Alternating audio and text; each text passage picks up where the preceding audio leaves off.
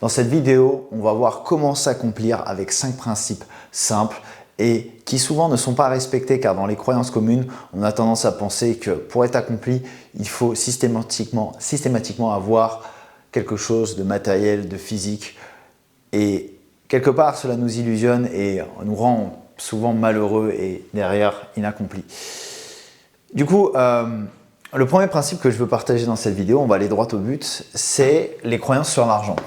Parce que dans notre société qui est quand même capitaliste, il est évident que avoir de l'argent est une nécessité, mais la plupart des personnes mettent l'argent sur un piédestal. C'est ce qui fait qu'ils le repoussent et par conséquent ne l'attirent jamais à eux, ou même quand ils l'attirent, en fait comme ils le pédestalisent, et bien une fois qu'ils l'ont, ils ont peur de le perdre. C'est un peu comme quand on est un garçon ou on va dire un homme à voir une très jolie fille en face de soi et la mettre sur un piédestal. C'est là que bizarrement elle va avoir tendance à fuir, alors que lorsqu'on se détache, eh bien elle va avoir tendance à être davantage attirée.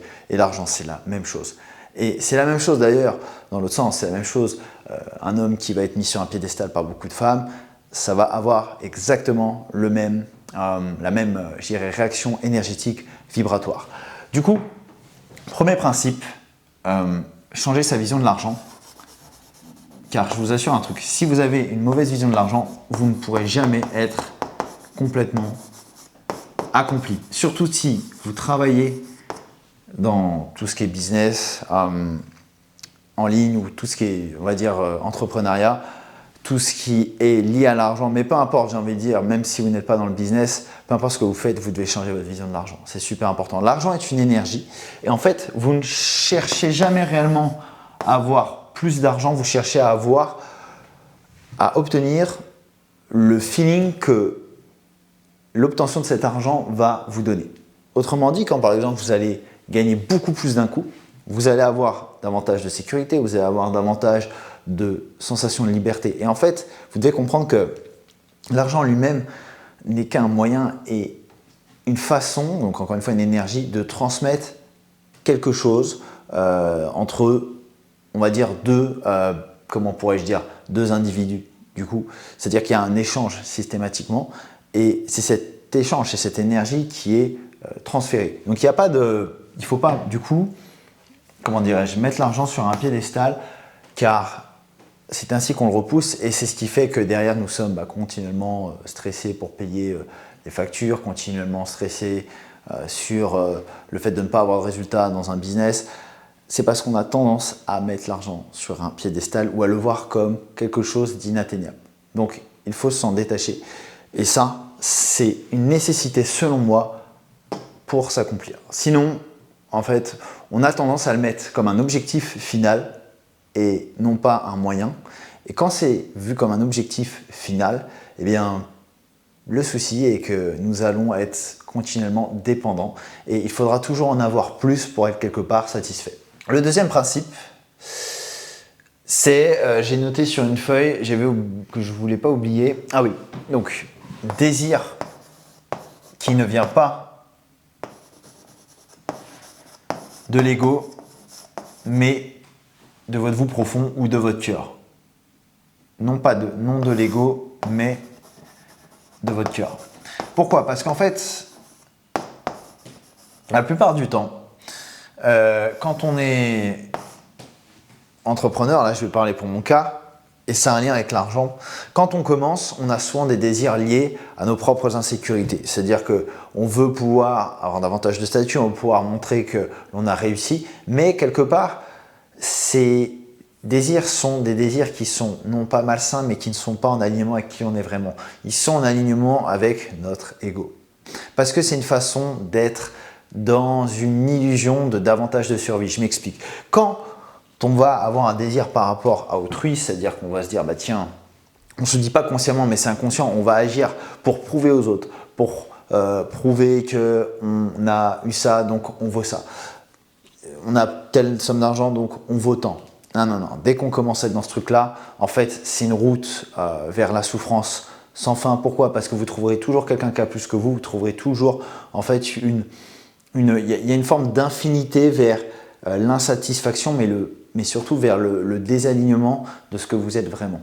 Et je vous assure un truc, là, par expérience, plus vous continuerez à avoir des désirs qui ne viennent pas de vous réellement, c'est-à-dire des désirs qui sont sains et qui sont dans l'optique de réellement aider les autres et non pas juste, on va dire, d'essayer de combler votre insécurité par des résultats financiers ou des résultats matériels, vous ne pourrez être aligné si vous ne distinguez pas vos désirs égoïstiques de vos désirs, du cœur ou de votre âme, peu importe. C'est en tout cas vos désirs profonds. Et vous en avez, tout le monde en a, tout le monde vient sur cette terre avec une certaine mission. Chacun après est libre d'expérimenter et de choisir ce qu'il veut faire, mais ça n'empêche que plus vous vous éloignerez de votre vraie nature, plus vous serez désaligné quelque part, selon moi, avec, votre accomplissement, tout simplement. Et donc, vous devez comprendre que même s'il existe des principes universels sur lesquels vous devez vous aligner, vous avez aussi des choses en vous que vous devez connaître et non pas vous baser sur ces potentielles insécurités, traumatismes que vous avez vécus, qui peuvent être un vrai drive, certes, au départ, mais vous ne devez pas les laisser, comment dirais-je, diriger votre vie continuellement, car sinon vous serez constamment en fait dans cette souffrance et dans ce non-accomplissement de vous-même. Car quand on n'est pas accompli, on souffre. Le but de cette vidéo, c'est aussi de vous faire comprendre que si vous n'êtes pas arrivé à ce stade-là et que vous êtes justement dans des désirs qui sont encore, on va dire, très égoïstiques ou très basés sur des insécurités, un jour, vous arriverez à la conclusion dont je vous parle là. Vous arriverez au fait qu'il y a quelque chose qui manque et que vous êtes vide, parce que vos désirs ne viennent pas de qui vous êtes vraiment. Ok, on continue. Le troisième point que je voulais mentionner, c'était avoir une mission qui va au-delà de vous-même. Donc qui vous dépasse en fait. Une mission qui vous dépasse. Quand vous avez quelque chose qui vous drive de façon si puissante et que vous êtes en plus aligné, alors là vous êtes inarrêtable. Parce que quand vous n'avez pas de target, vous n'avez pas de, on va dire, de vrai objectif où mettre votre attention, vous allez avoir tendance à errer, à ne pas être, on va dire, dans une constante évolution, dans un apprentissage. Et sachez une chose, vous devez vous aligner, comme je le disais précédemment, avec les lois de l'univers. L'univers, qu'est-ce qu'il fait? Il est en expansion constante, il est en croissance. Tout autour de vous est constamment en croissance. Quand ça ne se détruit pas, ça grandit, ça évolue, ça croît. Eh bien, vous êtes pareil.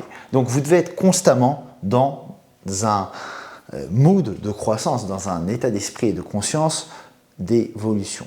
Mais pour ça, vous devez viser grand et viser même des choses qui vous paraissent consciemment parfois impossibles. Pourquoi? Parce que c'est ainsi que vous allez trouver ce feu intérieur, que vous allez trouver cette capacité à vous dépasser et à évoluer beaucoup plus vite que ce qui en fait vous paraît raisonnable. Ne soyez pas raisonnable dans vos objectifs. Ça ne veut pas dire ne pas avoir d'objectifs intermédiaires, mais je ne partage pas les avis des personnes qui disent visez petit pour ensuite viser gros. Vous visez des choses intermédiaires, mais jamais vous ne calibrez votre attention sur des choses trop petites. Pourquoi? Parce que en réalité, vous vous limiterez constamment. Vous n'attirerez que du petit si vous voyez petit. Le pouvoir de voir grand est absolument, comment dirais-je, sous-coté ou est trop sous-considéré en comparaison à ce qu'il peut amener. Quand vous changez votre vision, vous allez avoir naturellement une intuition qui s'aligne avec cette vision. Si vous l'entretenez constamment. Et c'est ça que j'essaye, on va dire, de vous partager, c'est ne visez pas petit, visez grand et ayez une mission qui vous dépasse. Mais bien sûr, vous devez avoir ces deux prérequis avant. Parce que vous pouvez avoir une mission qui vous dépasse, mais si vous n'êtes pas aligné, vous ferez certainement de grandes choses, mais vous arriverez à un moment donné à ce qu'on appelle soit un burn-out ou soit un désalignement. Et en fait, vous vous direz, mais qu'est-ce que je fous là? Et c'est le moment où les complications commencent, car vous allez, en fait, après avoir une sorte de combat intérieur entre qui vous êtes et votre état d'esprit et votre mindset. Ensuite, le quatrième point que je veux vous mentionnez, c'était... Ah oui, ça c'est un autre concept, je ferai une vidéo dessus, c'est d'utiliser les deux types d'énergie. Alors restez bien, parce que ça c'est super important pour moi. C'est un truc qui peut changer votre façon de travailler, votre façon de voir les choses.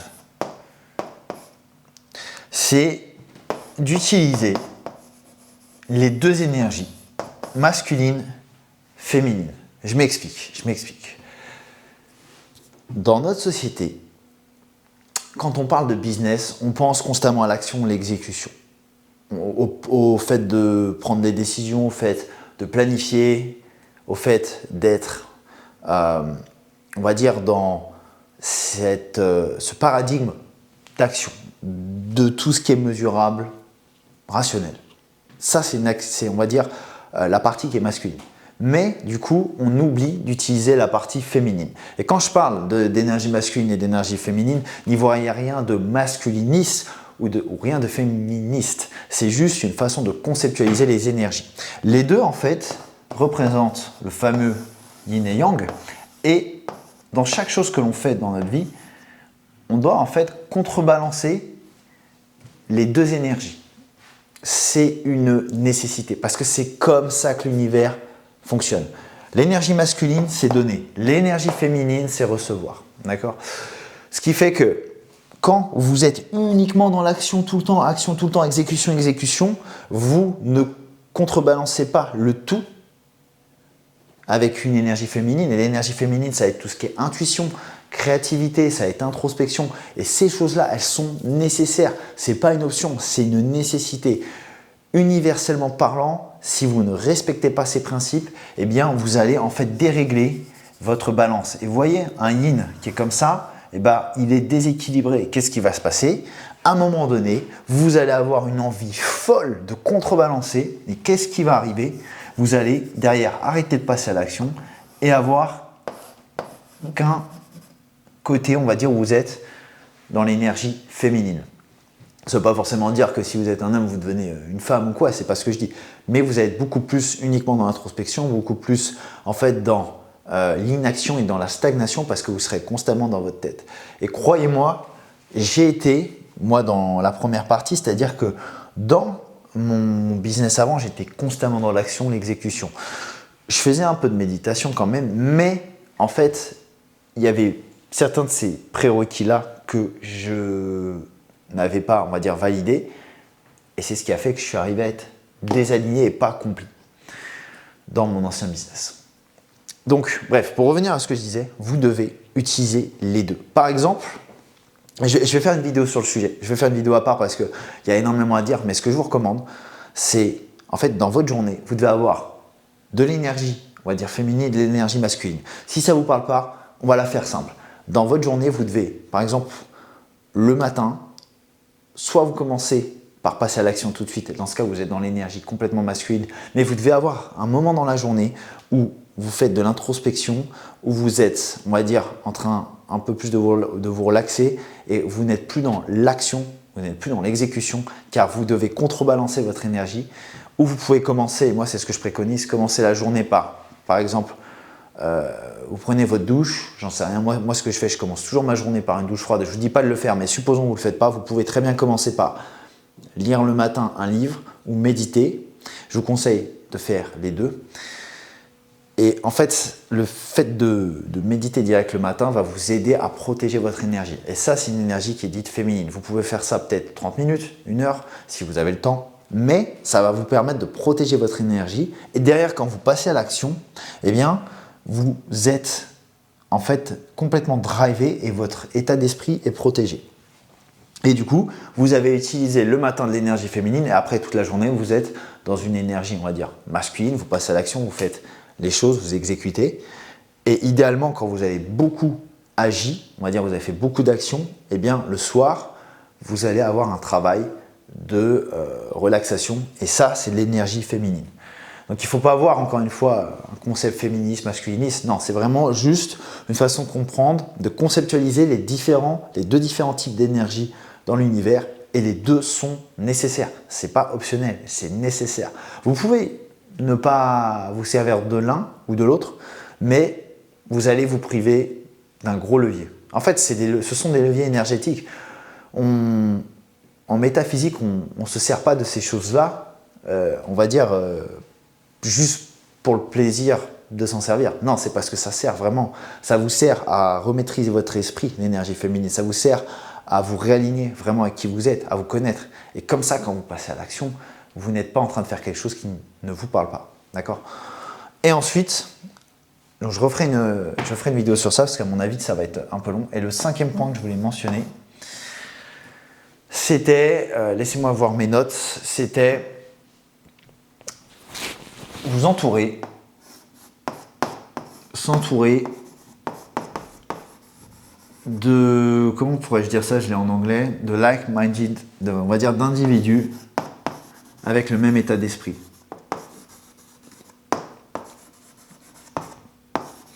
Le même état d'esprit, le même mindset du coup, on va mettre, le même mindset. Pourquoi? Parce que ça, comme on dit, malheur à l'homme seul, ça, je ne peux que, on va dire, je ne peux qu'insister là-dessus. Vous devez vous entourer de personnes qui sont dans le même état d'esprit que vous. Parce que sinon, vous aurez beau avoir ces quatre-là, il manquera quand même quelque chose parce que quand on regarde en fait la pyramide, par exemple de Maslow, on a 5 étapes, enfin 5 étages, pas 5 étapes. Le premier ici, c'est tout ce qui est lié, on va dire, aux besoins physiologiques, donc de survie primaire. Ensuite, vous avez tout ce qui est lié à la sécurité, donc c'est avoir un toit, pouvoir, on va dire, être, voilà, tout ce qui est lié à la sécurité. Il y a donc tout ce qui est financier. Après, on a également tout ce qui est lié à la, comment ça s'appelle, aux besoins d'appartenance. Donc c'est le besoin social. Ensuite, il y a le self-esteem ici. Et ensuite, il y a tout ce qui est accomplissement, self-realization, donc réalisation de soi ici. Mais vous voyez, vous ne pourrez pas en fait être accompli si vous n'avez pas cette partie ici qui est le social ou du moins l'appartenance. L'appartenance, voilà. Donc, c'est un bon moyen aussi de résumer l'accomplissement de soi. Pourquoi? Parce que vous voyez bien que si vous n'avez pas les 4 étages en dessous, c'est difficile, ça va être compliqué de vous réaliser complètement car vous pouvez tout avoir, l'argent, je veux dire l'estime de vous-même, mais si jamais, par exemple, vous n'avez pas la partie sociale, vous n'avez pas le groupe, ben vous allez vous sentir seul. Et la solitude, c'est quelque chose qui va vous peser sur le long terme. Ok, donc utilisez ces 5 principes, changez votre vision de l'argent, car nous sommes dans une société capitaliste. Faites en sorte de retravailler, d'introspecter et de redéfinir ce que vous désirez réellement.